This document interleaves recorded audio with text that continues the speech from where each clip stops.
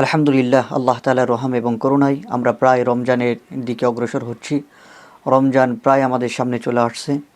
আমরা ইতিযাবৎ যে আমল করেছি, এ আমলকে আরও বৃদ্ধি করে দেওয়া। রমজানের প্রস্তুতি স্বরূপ আমরা যদি বলি, তাহলে রাসূল সাল্লাল্লাহু আলাইহি ওয়াসাল্লাম বেশি বেশি আল্লাহ তাআলার দরবারে দোয়া করতেন রমজানের জন্য, এবং বেশি বেশি ইস্তেগফার পড়তেন। আল্লাহ তাআলার কাছে বেশি বেশি তওবা করতেন।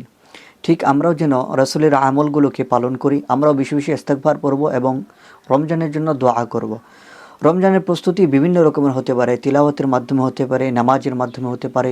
সবচেয়ে বেশি যে গ্রহণযোগ্য হাদিসের মধ্যে আসছে যে শাবান মাসে রাসূল সাল্লাল্লাহু আলাইহি ওয়াসাল্লাম বেশি বেশি রোজা রাখতেন রমজানের প্রস্তুতি স্বরূপ। আমরাও এই আমলটা করতে পারি, আমরাও বেশি বেশি রোজা রাখতে পারি। রমজানের জন্য আল্লাহ তাবারক তাআলার কাছে বিশেষ করে দোয়া চেতে হবে আমাদেরকে, এবং এই দোয়াটা বেশি বেশি পাঠ করব। আল্লাহুম্মা বারিক লানা ফি রজব ওয়া শাবান ওয়া বাল্লিগনা রমাদান। হে আল্লাহ, রজব এবং শাবান মাসের বারাকাহ আমাকে দান করো এবং রমজান পর্যন্ত আমার হায়াতকে দীর্ঘায়িত করো। এই হাদিসটি রাসূল সাল্লাল্লাহু আলাইহি ওয়াসাল্লাম, বা এই দোয়াটি রাসূল সাল্লাল্লাহু আলাইহি ওয়াসাল্লাম বেশি বেশি পড়তেন। তো আমরাও এর উপর ইনশাআল্লাহ আমল করব।